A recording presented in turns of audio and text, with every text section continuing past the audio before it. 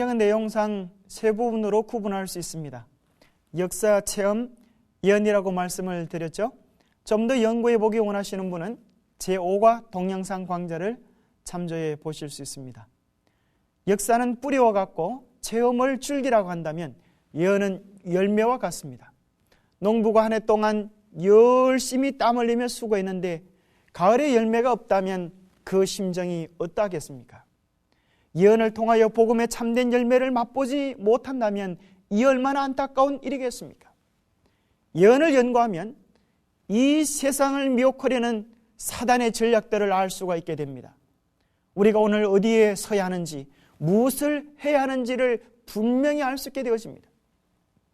역대상 12장 32절에 이사갈 자손 중에서 시세를 알고 이스라엘이 마땅히 행할 것을 아는 두목이 200명이었다고 기록합니다. 시세를 알아야 마땅히 행할 것이 무엇인지 알게 됩니다. 시세를 알아야 무엇을 파종해야 하는지, 언제 파종해야 하는지 알 수 있지 않겠습니까? 문득 이런 생각을 할 때가 있었습니다.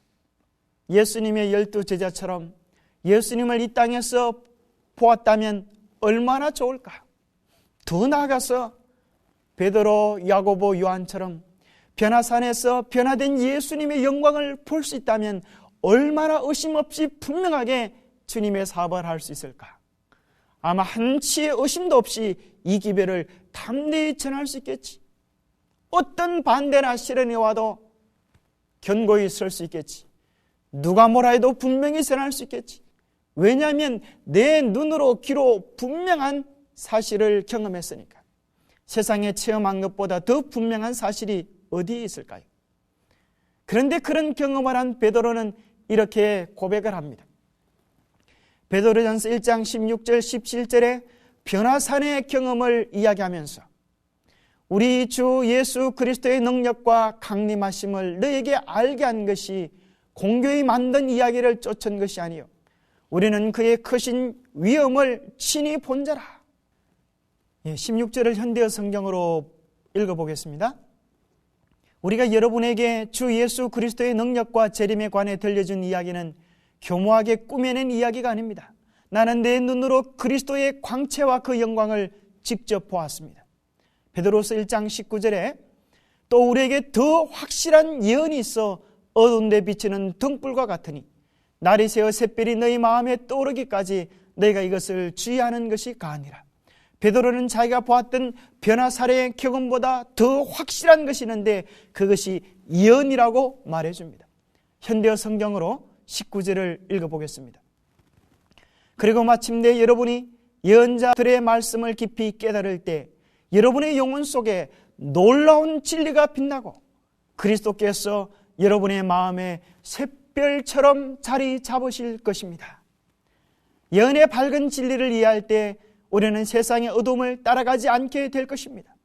오히려 세상이 더욱 죄악과 쾌락의 늪에 빠져서 허우적거릴 때 우리는 이때가 어느 때인지를 알고 더욱 별처럼 빛을 내게 될 것입니다. 그런데도 불구하고 왜 성경은 예언의 말씀들이 많은 사람들에게 봉한책이 될 것이라고 이사야 29장에 예언해 주고 있나요? 너무나 명확한 성경의 말씀이 왜 이해되지 못하고 봉한책이라고 알려지게 되는 것은 정말 이해할 수 없는 일입니다. 계시록 1장 1절에 예수 그리스도의 계시라 이는 하나님이 그에게 주사 반드시 속히 될 일을 그 종들에게 보이시려고 그 천사를 그 종 요한에게 보내어 지시하신 것이라 했습니다.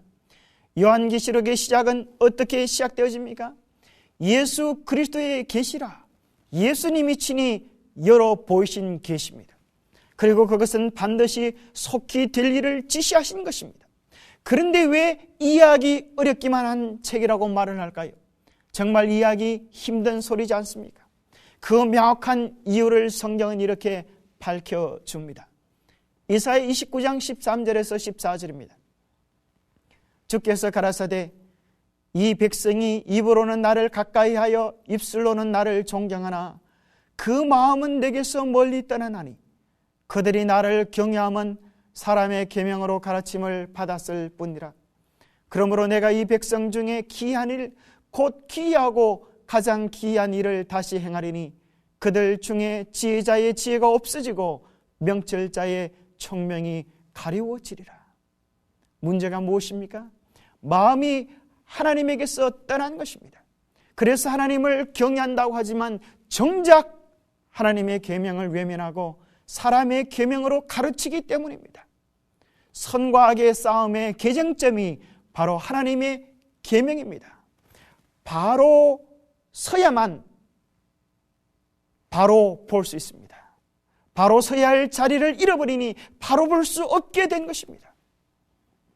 참으로 여러 존경하는 목사님들의 인터넷 사이트를 방문하면서 설교를 들어보면서 다른 많은 설교들에 대하여는 은혜를 받지만 정작 이 예언 부분에 대해서는 왜 그렇게 다들 무지한지 답답할 지경입니다. 그래서 성경 말씀대로 그렇게 많이 배우고 지식을 가진 신학 박사들도 이 예언에 대해서는 눈이 먼 것이 참으로 기이한 현상입니다. 오늘날에 그 현상이 일어나고 있는 것입니다. 왜 그럴까요? 그것은 성경을 밝히 깨닫고 이해하는 것이 인간의 지식과 학식에 달려있지 않고 성령의 지도하심에 있기 때문입니다. 요한복음 14장 21절 말씀합니다. 나의 계명을 가지고 지키는 자라야 나를 사랑하는 자니 나를 사랑하는 자는 내 아버지께 사랑을 받을 것이요 나도 그를 사랑하여 그에게 나를 나타내리라. 누구에게 주님께서 주님 자신을 나타내시겠다 하셨습니까? 주님의 계명을 지키는 자에게입니다. 정말 주님을 사랑하면 주님의 계명을 지키게 될 것입니다. 주님을 사랑하여 그의 계명을 지키는 자에게 주님은 당신 자신을 나타내시고 당신의 비밀을 알게 하실 것입니다. 요한복음 14장 15절에 너희가 나를 사랑하면 나의 계명을 지키리라 하셨습니다. 말씀에 순종하여 주님을 사랑하는 것, 이것이 참된 지혜입니다. 인간의 두뇌가 지혜가 아니요 말씀에 순종하여 악을 버림이 지식이요 말씀에 순종하여 주님을 따름이 지혜인 것입니다. 욥기 28장 28절에 기록되어져 있습니다. 주를 경외함이 곧 지혜요 악을 떠남이 명철이라. 아무리 많은 지식을 자랑할지라도 주님의 뜻에 등을 돌리면 무지한 자가 되고 악한 자가 되게 될 것입니다. 다니엘서 2장에서는 왕이 꿈을 꾸고 다니엘서 7장에서는 다니엘이 꿈을 꿉니다. 다니엘서 2장에서는 느부갓네살 왕이 알고 싶어 했던 것이 있었습니다. 그것은 그의 나라의 미래였습니다. 다니엘서 7장에서는 다니엘도 알고 싶은 것이 있었습니다. 그것은 곧 그의 백성, 참된 하나님의 백성들의 구원에 관한 것이었습니다. 어떻게 하나님의 백성들이 선악의 싸움에서 승리를 거두고 하나님의 뜻을 이루어갈까? 이렇게 고민하는 사이에 꿈과 이상을 통하여 하나님의 백성을 괴롭히며 그들의 신앙의 순수성을 빼앗아갈 무시무시한 4마리의 짐승을 보게 되어집니다. 꿈의 내용은 이렇습니다. 하늘의 네 바람이 큰 바다로 몰려 붑니다. 큰 짐승 4이 바다에서 나왔습니다. 첫째는 사자의 모습이었습니다. 사자의 모습만 해도 무시무시한데 독수리의 날개까지 달린 사자였습니다. 또 다른 둘째 짐승이 나옵니다. 곰같이 생긴 짐승입니다. 이싸에는 갈비뼈 셋을 물었습니다. 셋째 짐승이 나타납니다. 표범과 같은데 머리가 4시고 날개가 4입니다. 정말 무시무시한 광경입니다. 그런데 더 무섭고 놀랍고 기절할 만한 4번째 짐승이 나타납니다. 이 짐승은 얼마나 무섭고 놀라운지 이제껏 한 번도 보지 못한 무시무시한 존재입니다. 머리에 뿔이 10이나 달렸습니다. 닥치는 대로 먹고 부수고 짓밟는 무시무시한 괴물입니다. 다니엘이 번민합니다. 과연 하나님의 백성들이 이들과 싸워 승리할 수 있을까? 이 무시무시한 악의 세력과 싸워 어떻게 승리할 수 있을까? 다니엘서 2장과 7장은 반복되는 사건을 보여줍니다. 7장에 와서 더 깊은 종교사로 연결되어집니다. 이 예언들을 풀기 위하여 우리는 먼저 암호를 해독해야 합니다. 왜 하나님은 예언을 상징으로 암호화하셨을까요? 첫째는 예언을 보호하기 위해서입니다. 예언의 어둠의 세력과 빛의 세력의 정체를 분명히 보여줍니다. 그래서 이것을 상징으로 나타내지 않았더라면 그 예언이 어둠의 세력에 의하여 존재하기 어려웠을 것입니다. 둘째는 예언 속에 나타난 사건들로 인한 충격을 완화하기 위해서입니다. 어둠 속에서 밝은 빛으로 갑자기 나오면 시력을 잃을 위험이 있습니다. 서서히 빛으로 인도되듯 예언의 연구를 통하여 한 걸음 한 걸음 밝은 빛 안으로 인도하기 위해서입니다. 실제로는 깊은 인상을 심어주고 보다 신중하게 예언을 연구하도록 하기 위해서입니다. 성경은 이미 암호를 풀 열쇠들을 성경 속에 감추어 놓았습니다. 그래서 진실된 마음으로 예언을 연구하려고 하면 누구든지 오해 없이 성경의 예언을 풀이할 수 있게 하신 것입니다. 시간 관계상 성경죄를 일일이 찾지 못합니다. 성경죄를 찾아보시면 더욱 개인적인 확신이 드실 것입니다. 바다는 계시록 17장 1절 5절 백성과 나라로 해석해 줍니다. 바람은 예레미야서를 통하여 전쟁이라고 묘사해 주고요. 우리도 세상에서 풍운 그럴 때 전쟁을 묘사하지 않습니까? 짐승은 다니엘서 7장에서 나라 왕으로 묘사하고요. 머리는 왕 권세를 뜻합니다. 불은 역시 왕 나라를 의미하고 날개는 신속함을 의미합니다. 여자는 교회를 의미하고요. 용은 사단 마귀를 뜻합니다. 흔히 붉은색은 성경에서 죄를 나타내기도 합니다. 1일은 성경에서 에스겔 4장 6절, 민수기 14장 34절의 도움을 힘입어 1년으로 나타납니다. 1년은 성경 예언 해석상에서 1일로 함축되어져 나타납니다. 지도는 실제 크기로 그려지지 않습니다. 실제 크기로 그려놓으면 전체를 한눈에 볼 수 없기 때문입니다. 그래서 지도에는 1대 32만 혹은 1대 10만으로 축소한 비율을 적어 놓았습니다. 1cm가 실제상에는 32만 cm, 10만 cm라는 것입니다. 그와 마찬가지로 성경의 예언의 1년은 1일로 축소해 놓았습니다. 이런 원리들을 이해하고 들어가면 지도를 정확히 볼 수 있듯이 예언을 정확히 이해할 수 있게 되어집니다. 첫째 짐승은 독수리의 날개를 가진 사자입니다. 사자는 가장 강하고 부유했던 바벨론 나라를 가리키기에 적합합니다. 성경은 말합니다. 예레미야 50장 17절에요. 이스라엘은 흩어진 양이라 사자들이 그를 따르도다. 바벨론 왕 느부갓네살이 그 뼈를 꺾도다. 그렇게 했습니다. 고고학에 의하면 발굴된 바벨론의 성벽의 부조와 조각에서도 사자의 형상이 잘 나타나 있습니다. 건국 초기의 사자 기질의 바벨론이 후에는 독수리의 기계를 잃고 사람의 마음을 지닌 문약에 빠졌어 얼마 못 되어 역사에서 사라지는 모습을 날개가 뽑혀지는 사자로 묘사해 줍니다. 둘째 짐승은 어떤 짐승입니까? 몸 한편을 들고 이 사이에 세 갈비뼈를 문 곰입니다. 바벨론에 이어서 올라온 메데 페르시아는 곰으로 묘사되었습니다. 몸 한편을 들었다는 것은 두 나라가 연합해서 올라온 것이지만 페르시아가 세력을 장악할 것을 나타내 줍니다. 세 갈비뼈를 물었다는 것은 새 나라를 정복할 것을 묘사해 줍니다. 주전 547년에 리디아, 주전 539년에 바벨론, 525년에 이집트를 정복합니다. 셋째 짐승은 어떤 짐승입니까? 그것은 새의 날개 넷, 머리 넷을 가진 표범같이 생긴 짐승입니다. 표범처럼 생긴 치타이는 짐승 중에서 달리기 1등입니다. 게다가 날개 넷이 달렸으니 알렉산더의 신속한 정복을 묘사하기에 적합합니다. 12년 만에 유럽을 정복한 알렉산더를 성경은 날개 달린 표범으로 묘사합니다. 세상을 삽시간에 정복한 그도 정복하지 못한 것이 한 가지 있습니다. 그것은 자기의 육신이었습니다. 323년 6월 이딴 복음과 함께 섭지열에 걸려 33세의 일생으로 요절하고 맙니다. 죽음의 직전에 그의 부하들이 묻습니다. 대왕이시여, 대왕이 돌아가시면 이 나라는 어떻게 합니까? 그때 그가 주먹을 쥐어 보이면서 힘센 녀석이 차지하라고 말을 합니다. 서로 치고받고 싸운 후에 내 나라로 분열되게 됩니다. 프톨레미는 이집트와 팔레스틴과 시리아 일부를 차지하고 카산드는 마게도니아와 그리스, 리시마크스는 드라키아와 소아시아 대부분을 차지합니다. 셀류커스는 페르시아 제국의 대부분과 소아시아 일부, 시리아 북부와 메소포타미아 동방 지역을 차지합니다.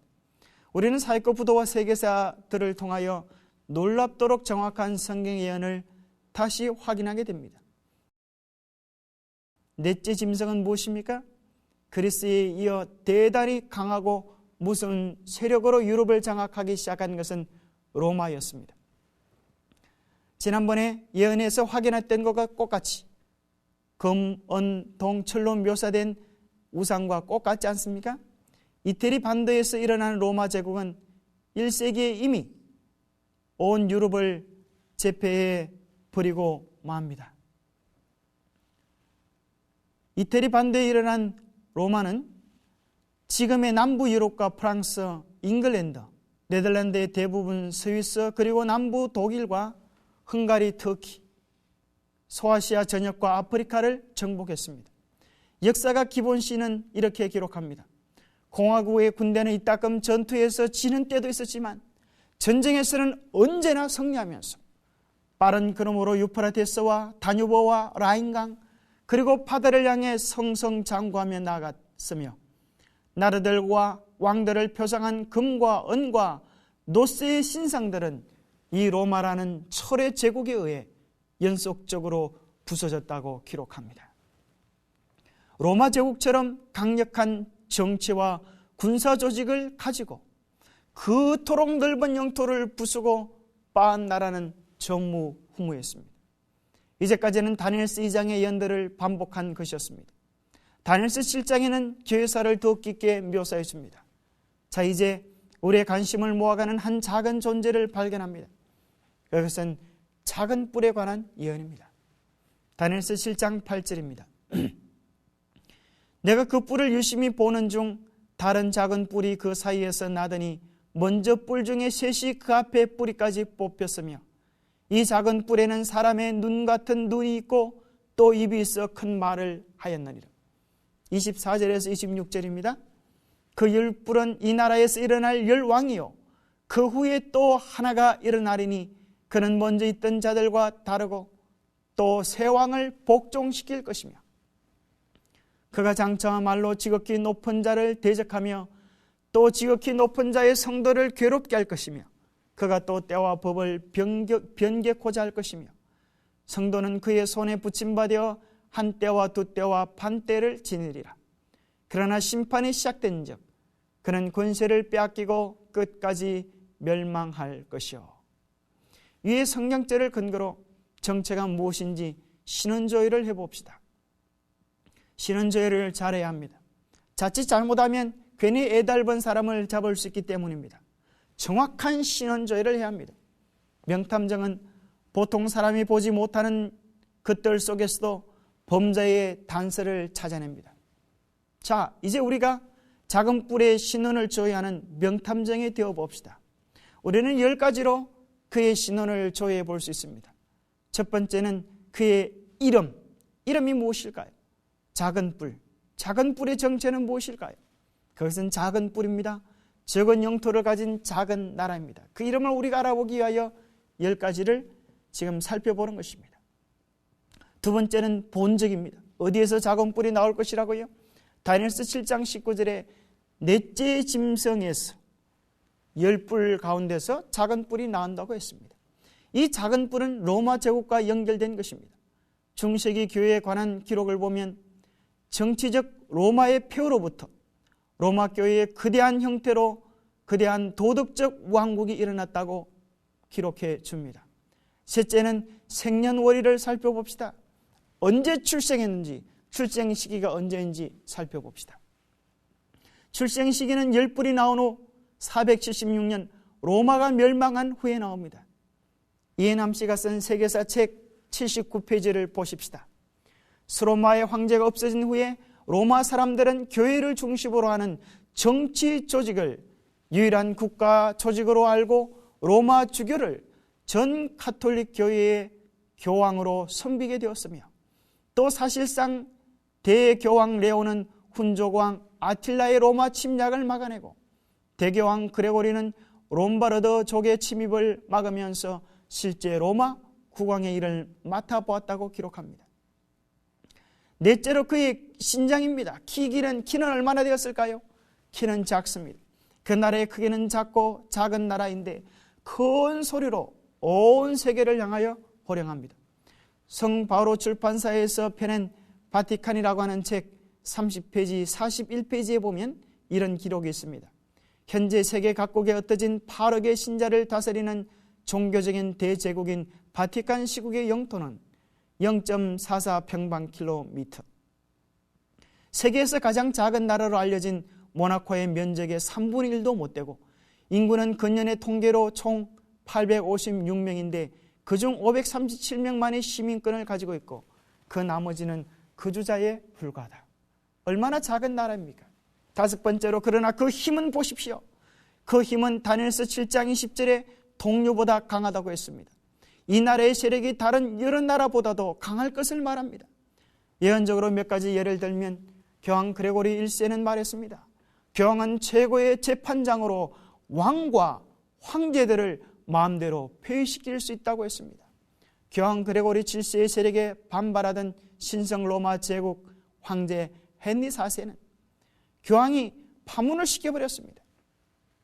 당황한 헨리 4세는 몸소 이탈리아의 카노사에서 그 눈밭에서 맨발로 3일 동안 교황의 용서를 빈 역사적으로 유명한 카노사 굴욕 사건을 여러분 기억하십니까? 여섯 번째, 뿔의 성격을 봅시다. 열뿔과 다릅니다. 위의 나라는 일반적인 정치 국가였습니다.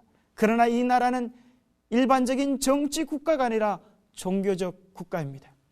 데스몬드가 쓴 다니엘 책에 보면 이렇게 기록되어져 있습니다.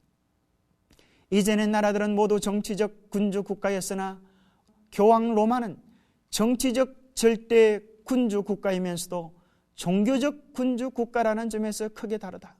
이전의 왕국들은 사람의 몸을 다스렸으나 후자는 사람의 영혼까지 다스린다는 점에서도 다르며 다른 나라들은 자국의 영토 내에 있는 백성들만을 다스리지만 교황 로마는 영토와 민족에 관계없이 각 족속과 백성과 방언과 나라를 다스리는 범세계적 국가라는 점에서도 다르다.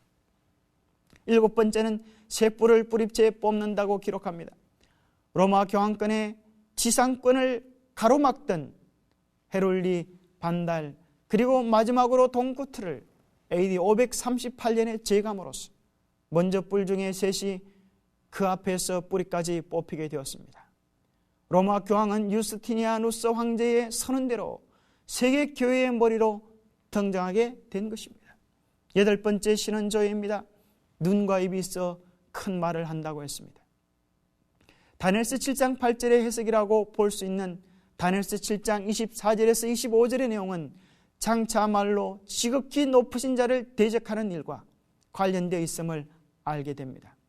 실제로 로마 교황은 하나님께 돌려지는 칭호를 자신에게 적용시켜 하나님을 회방했습니다.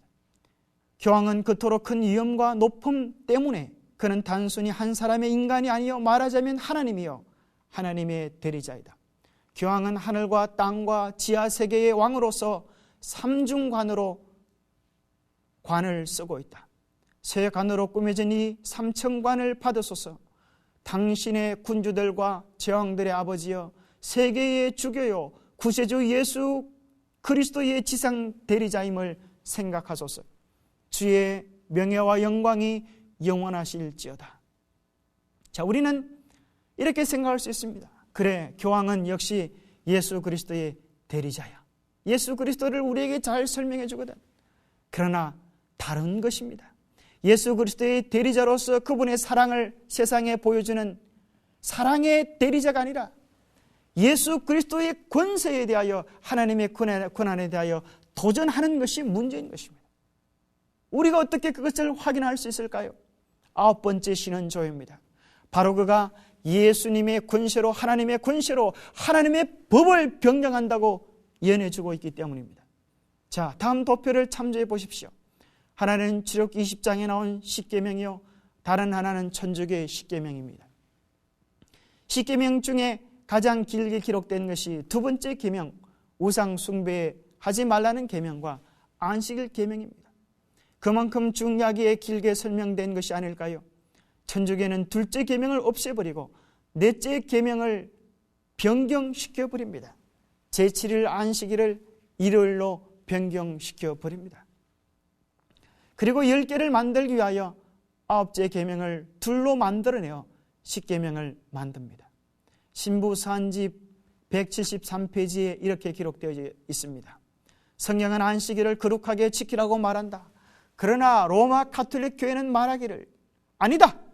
나의 신성한 권위로서 안식일을 피하고 주일 중 첫째 날인 일요일을 거룩하게 지키라고 명하는 바이다.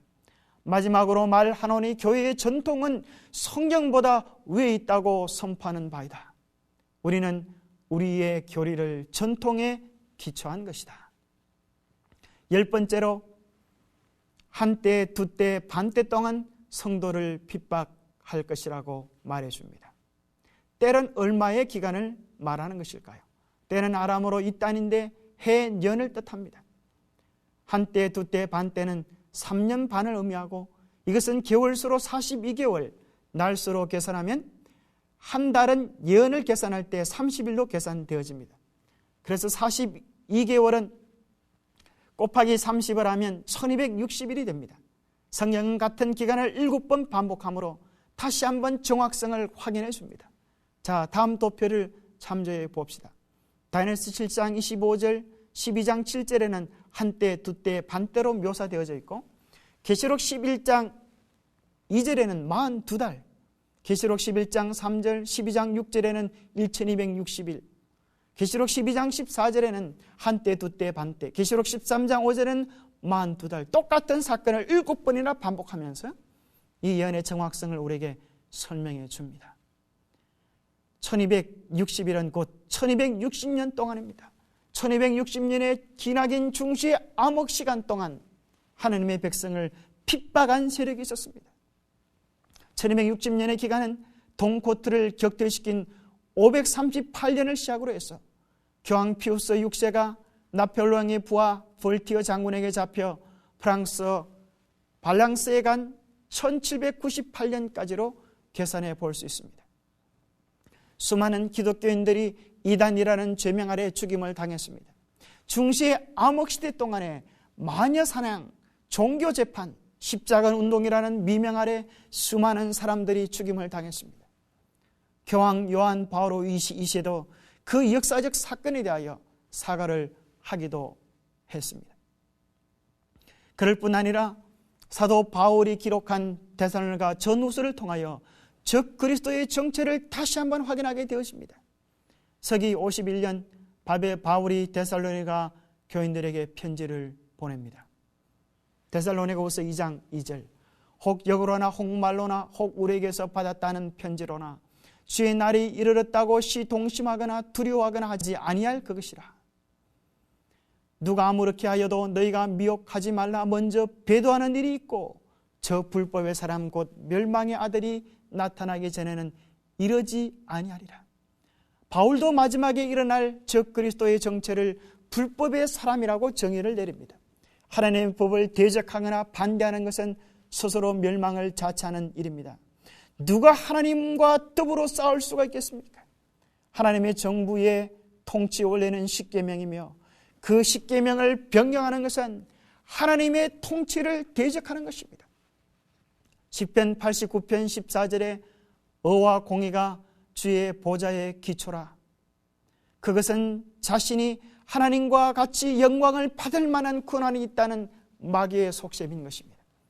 사단은 이사야 14장 14절에 가장 높은 구름이 올라 지극히 높은 자와 비기리라 하였던 자입니다. 그는 성전에 올라 하나님이라 하고 하나님의 성경의 권세 위에 자신의 권세를 둡니다. 여기 채강권이 있습니다. 효성여대 총장을 역임한 바 있는 박도식 신부는 천주교와 개신교의 가장 분명한 차이 중에 하나를 이 책 59페이지에서 다음과 같이 설명합니다. 자, 이것은 송량과 박신부와의 대화로 이루어져 있는데요. 송량이 묻습니다.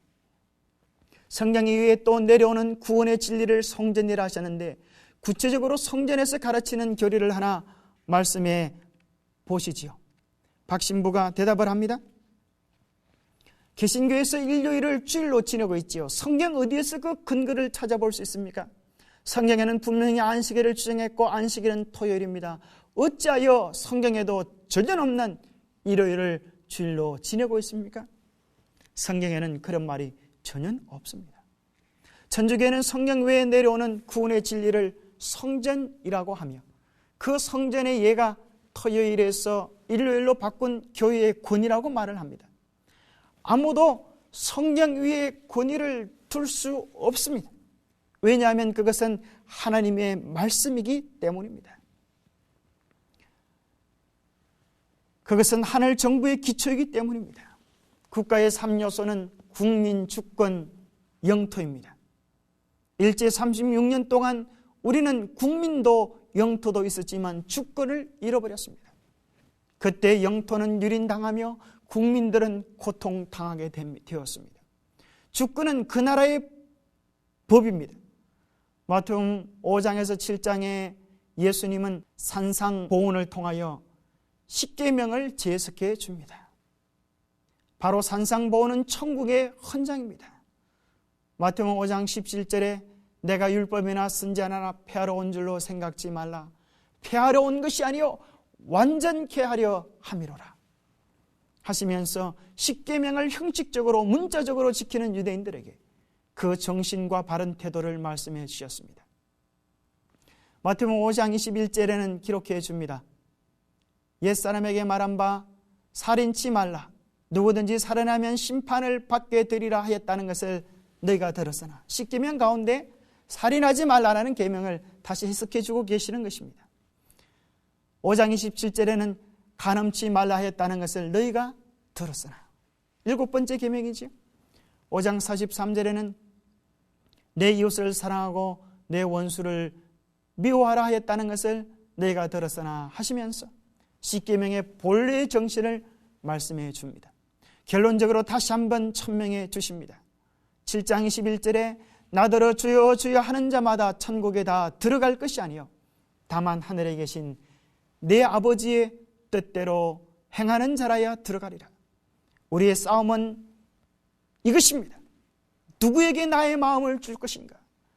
누가 나의 마음을 다스리는가? 이것이 우리가 싸우는 싸움의 본질입니다. 누가 당신의 마음을 다스리고 계십니까? 하나님이십니까? 아니면 그 외에 다른 어떤 것입니까? 너희 자신을 종으로 들여 누구에게 순종하든지 그 순종함을 받는 자의 종이 되는 줄 너희가 알지 못하느냐? 혹은 죄의 종으로 사망에 이르고 순종의 종으로 의에 이르느니라. 한낮에는 아이들이 어울려 놀다가 저녁 때가 되면 다 집으로 돌아갑니다. 자기 집으로 돌아갑니다. 사랑하는 분이 계신 곳으로 갑니다. 이 세상에 많은 사람들이 어울려 살아갑니다. 이제 해질 때가 되었습니다. 세상 역사가 수많은 징조들이 주님의 오심이 가까움을 알려줍니다. 이제는 우리가 사랑하시는 하나님의 품으로 우리가 사랑하는 주님께로 달려가야 할 시간이 왔습니다. 주님께서 베푸르신 구원에 감사하여 그분의 계명에 순종해야 하지 않겠습니까? 언제까지 머뭇하시겠습니까? 정말 말씀이 그러한지 확신이 없으시다면 다시 한번 예언의 말씀으로 확신해 보시고 확신한다면 우리는 영원한 생명, 참된 행복을 위한 위대한 결단을 내려야 하지 않겠습니까?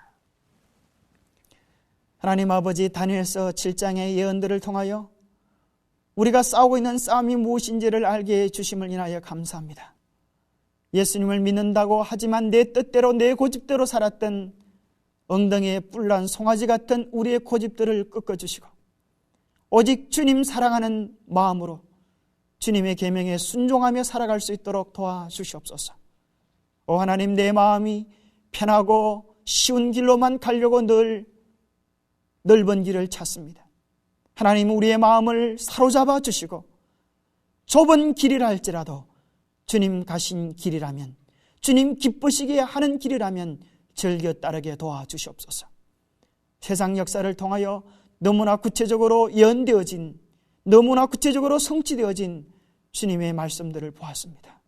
오 주님의 말씀 앞에 우리 자신을 굴복하게 도와주시고 주님을 따라가는 주님의 참 백성들이 되게 도와주시옵소서.